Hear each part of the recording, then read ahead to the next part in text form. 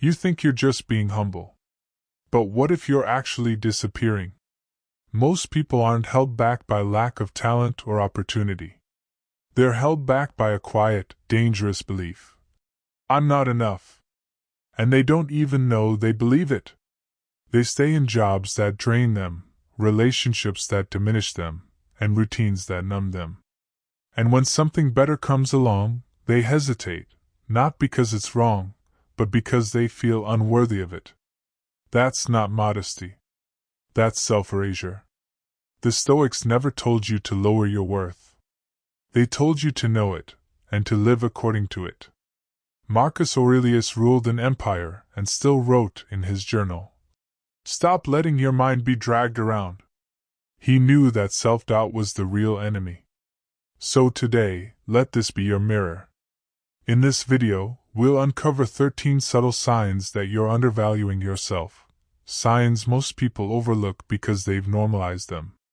And for each one, you'll get a Stoic reminder to stop, to recalibrate, to reclaim your worth. Because you can't live fully until you see your value clearly. Let's begin. You apologize for existing. You walk into a room and say, "Sorry," before you say, "Hello?" You bump into someone and apologize like you broke their life. You speak your mind, then quickly backtrack with, "I'm sorry if that sounded harsh." Sound familiar? This isn't just politeness. It's a pattern. A pattern that whispers, "I believe my presence is a problem." When you constantly apologize for things that don't require apology, you're telling the world, and yourself, that you're a burden to manage, not a person to respect. And the more you do it, the more invisible you become. The Stoics would challenge that deeply. Marcus Aurelius reminded himself daily that he was a part of nature's plan, just like the sun, the moon, and the stars. You don't hear the ocean apologize for crashing. You don't hear the wind say sorry for blowing. You were not made to shrink. You were made to live with virtue, not with guilt. So here's a simple shift. Next time you want to say, "Sorry I'm late," try, "Thanks for waiting." Instead of, "Sorry for bothering you," say, "I appreciate your time." Speak with gratitude, not guilt. Because you don't owe anyone an apology for being here. You stay silent when you should speak. You had something to say, but you swallowed it. In the meeting. At dinner. Even when someone crossed the line. You nodded. Smiled. Changed the topic. And later in your mind, the words came back. "I should have said something." But you didn't. Not because you had nothing to say. But because deep down, you believed your voice didn't matter. That's how undervaluing yourself sounds, not loud, but quiet. It shows up in the silence after you betray your own truth. And the cost? It's not just missing a chance to speak. It's forgetting how to. The Stoics weren't loud. But they weren't silent when it counted. Epictetus was born a slave, yet taught emperors with conviction. Why? Because truth isn't measured by volume, but by clarity and courage. Speaking up isn't about being right. It's about refusing to lie to yourself in public. Here's the reality. Your opinion might not change the world. But silencing yourself definitely won't. So the next time you feel your throat tighten, your chest shrink, pause. Take a breath. And speak. Not to impress. Not to argue.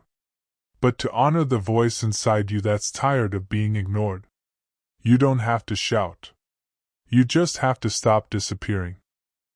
You say yes when you mean no. It sounds simple. Your friend asks for a favor. You're exhausted. You want to rest. But your mouth says, "Sure." And just like that, you've said yes to them, and no to yourself. You carry guilt for setting boundaries. So you overextend. Overpromise. Overgive. All because the fear of being selfish screams louder than your own needs. But let's ask the hard question. If saying yes makes you resentful, is it kindness or self-abandonment? The Stoics believed in duty, yes, but not people-pleasing. Seneca wrote, "No man is more unhappy than he who never faces adversity, for he is not permitted to prove himself." And one of the hardest adversities? Learning to disappoint others so you don't constantly disappoint yourself. You think saying no is harsh. But what if it's the most honest, loving word you can say? Every yes you offer comes with a cost. And when that cost is your peace, your energy, or your time, you're paying with the most precious currency you have. Here's a practice. When asked to commit, pause. Don't respond from fear. Respond from truth. Say, "Let me get back to you." Then ask yourself, would I say yes if I didn't fear losing approval? Because sometimes, the most powerful version of you is the one who calmly says, "No, thank you." You downplay your strengths. Someone compliments your work. You smile awkwardly and say, "Oh, it was nothing." You finish a tough project, and instead of feeling proud, you think, "Anyone could have done that." You do well, but you can't seem to own it. Sound familiar? This isn't humility. It's self-minimization dressed in politeness. You've been taught to shrink your light so no one feels outshined, to hide your power in the name of modesty. But slowly, you begin to believe the act. And one day, you forget your brilliance altogether. The Stoics saw this differently. Marcus Aurelius said, "You have power over your mind, not outside events. Realize this, and you will find strength." Strength isn't arrogance. It's clarity. Clarity that your effort, your progress, your discipline matter. Clarity that your gifts are not accidents. They're responsibilities. When you constantly downplay yourself, you rob others of the inspiration you carry. You silence the quiet power that lives in honest confidence. So next time someone acknowledges your strength, don't deflect. Say, "Thank you. I've worked hard on that." It's not ego. It's truth. Because true humility isn't pretending to be small. It's knowing how powerful you are, and not needing to prove it to anyone. You stay in toxic environments too long. You don't like how they talk to you. You leave the room feeling drained. You've thought of leaving the job, the relationship, the friendship. But then you whisper to yourself, "It's not that bad. It could be worse. I'll just adapt." And so you stay. Not because it's right, but because you've convinced yourself that your discomfort is more acceptable than your dignity. The Stoics never glorified suffering for the sake of it. Epictetus, who was once a slave, taught this. Don't explain your philosophy. Embody it. In other words, don't just speak about strength. Live it. And sometimes strength means walking away, not enduring endlessly. When you stay in places that dim you, your soul shrinks in silence. You begin to normalize pain. And worse, you start believing you deserve it. But ask yourself, if someone you love were in your shoes, what would you tell them? Would you say, "Stay, just survive"? Or would you say, "You deserve peace. You deserve air. Leave"? Sometimes the most stoic thing you can do is not tolerate more. It's to choose better. Because a flower doesn't grow by adjusting to toxic soil. It grows by moving toward the sun. You don't have to prove your strength by staying. Prove it by choosing yourself. You don't set boundaries because you fear conflict. You feel it in your gut. Someone crosses a line, again. They speak over you. Ask too much? Disrespect your time. But instead of speaking up, you let it slide. You tell yourself, "I don't want to cause drama." But deep down, you know, you're just avoiding discomfort. Here's the truth. You're not keeping the peace. You're swallowing your voice. And each time you do, a piece of you disappears. The Stoics valued harmony, but never at the cost of integrity. Marcus Aurelius wrote, "The soul becomes dyed with the color of its thoughts." If you constantly think, "I don't matter enough to say no," that belief stains your soul. It becomes your reality. Boundaries are not walls. They're bridges to healthy connection. They tell others, "This is where I begin. This is what I will protect." Avoiding conflict isn't peace. It's quiet resentment. And resentment will always find its way out, through passive aggression, burnout, or breakdown. Here's a mindset shift. You don't owe anyone comfort at the expense of your clarity. You don't need to be rude. Just firm. Calm. Clear. Because when you stop fearing conflict, you start living with courage. And in the words of the Stoics, courage is the virtue that unlocks all the others. You accept less than you give. You show up. You care. You listen deeply. You remember birthdays, send check-in texts, offer help before they even ask. But when it's your turn, when you're the one who needs support, the room goes quiet. They disappear.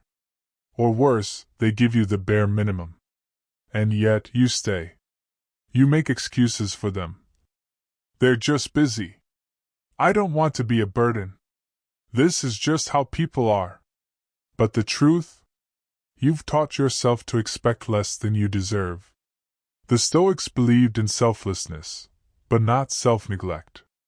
Seneca said, "A gift consists not in what is done or given, but in the intention of the giver." What's your intention? To love? To serve? To support? That's beautiful. But when you habitually pour from an empty cup, it's not noble, it's unsustainable. Healthy giving includes balance. It includes being honest about your own needs. And it includes recognizing when a relationship is a one-way street paved with guilt. Here's the Stoic truth. Virtue is never about being used. It's about being whole. You can't save others by losing yourself. So ask, do they give like you give? Do they see you like you see them? If not, maybe it's time to give that energy back to yourself. Because someone who truly values you won't let you give everything while receiving nothing. You overthink what others think of you. You replay conversations hours after they end. You analyze every text, every pause, every facial expression. You wonder, did I sound weird? Were they judging me?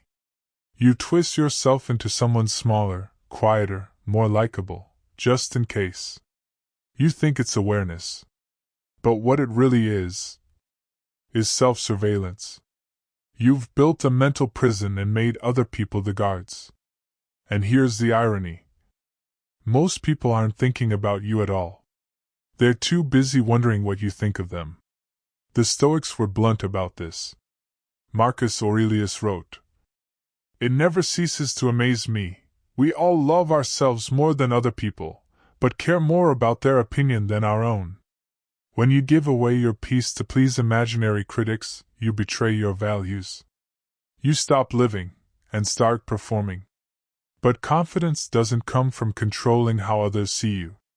It comes from accepting that you can't, and choosing to be grounded anyway." Here's a practice. Next time your mind spirals, ask, is this fear or is this fact? Most of the time, it's fear. And fear lies. Instead of asking, what do they think of me? Ask, what do I think of me? Because true power isn't being liked. It's being at peace when you're not. You wait for permission to shine. You have ideas, talents, a vision burning quietly inside you. But you keep holding back, waiting. Waiting for someone to tell you it's okay. That you're ready. That you're qualified. that now is the right time. But no one's coming. And the longer you wait, the dimmer your inner fire becomes. The Stoics didn't wait for approval. They lived by principle, not permission. Epictetus said, "How long are you going to wait before you demand the best for yourself? You think someone needs to choose you? No. You need to choose yourself. You don't need more credentials, more likes, more followers, or a green light from the crowd. You need courage. To act. To speak. To create. To step forward even if no one claps. Because here's the truth. The world doesn't give you permission to shine. It responds to the light you decide to give. And if you don't let it out, you're not being humble. You're hiding. And that's not virtue. That's fear in disguise. So today, ask yourself, what am I waiting for? And more importantly, why? Because the moment you stop waiting is the moment the world finally sees who you are. You forgive everyone except yourself. You forgive your friends for forgetting. You understand when others lash out from stress. You even find compassion for people who once hurt you deeply. But when it comes to yourself, you replay the mistake over and over. You carry shame like armor, thinking if you wear it long enough, maybe you'll be good enough again. But here's the truth. You're not being disciplined. You're being cruel. The Stoics believed in accountability, yes, but not in eternal punishment. Marcus Aurelius wrote, "Don't be ashamed of needing help. You have a duty to fulfill just like a soldier on the wall of battle. You're human. You're going to fail, forget, fall. The question isn't if you'll make mistakes. It's what you'll do after. Will you weaponize the past against yourself? Or will you use it as fuel for growth? Self-forgiveness isn't weakness. It's wisdom. It's the understanding that regret should be a teacher, not a prison. So here's a practice. When the self-judgment voice rises, pause and ask, would I speak this way to someone I love? If the answer is no, then don't speak that way to yourself. Because the moment you forgive yourself, truly, fully, is the moment you reclaim your inner power, not by erasing your past, but by refusing to be defined by it. You overexplaining yourself. You say, sorry for the delay, I was just. Or, I didn't mean to offend, I was only trying to. You explain every decision, every pause, like you're guilty by default. But here's the truth. Overexplaining isn't about clarity. It's about insecurity. You believe if they understand you enough, they'll accept you. So you give them every reason, every detail. And in the process, you give away your peace. The Stoics had a different standard. Don't explain your philosophy. Embody it. Epictetus. You don't owe the world a justification for your growth. You owe yourself the dignity of living it. Here's a challenge. Next time you're tempted to explain your choice, pause. Replace justification with calm assertion. This is what's right for me right now. Less noise. More clarity. You don't need to be understood by everyone. Just by yourself. You struggle to accept compliments. Someone says, you did a great job. And you say, oh, not really. It was nothing. Or worse, change the subject. Why? Because compliments feel uncomfortable, like attention you didn't earn. But here's what that reveals. You don't yet see your own value. To the Stoics, humility wasn't self-erasure. It was self-awareness. Marcus Aurelius didn't write meditations to boast. But he also didn't pretend he had nothing to offer. So next time someone says, you're good at this, don't dismiss it. Don't dilute it. Receive it with grace. Say, Thank you. I appreciate it. Not as arrogance, but as an act of self-respect. When you reject compliments, you don't seem humble. You seem like someone who forgot their worth. It's time to remember. Reclaim your worth, the Stoic way. You've just walked through 11 quiet signs. Not loud, not dramatic, but subtle ways you've been telling the world, I don't matter that much. But you do. And it's not about being perfect, or loud, or successful by someone else's definition. It's about remembering who you are, beneath the noise, the expectations, the guilt. The Stoics didn't seek praise. They sought clarity. Clarity to see what's within their control. Clarity to live with virtue, not validation. Clarity to rise, quietly, daily, with discipline. So if even one of these signs spoke to you today, don't brush it off. Don't wait for the right time. The right time is right now. Start by choosing one shift, one decision, to reclaim your worth. Speak kinder to yourself. Say no where you've always said yes. Own your brilliance without apology. And remember, you don't need motivation. You need awareness. Because once you're aware, you'll never live the same way again. Brown circle if this message touched something real in you, let it ripple. Leave a like, share it with someone who needs it, and most of all, subscribe to True Stoic Mindset for more content that strengthens your inner world. The world doesn't need another loud voice. It needs more grounded ones. Start with yours.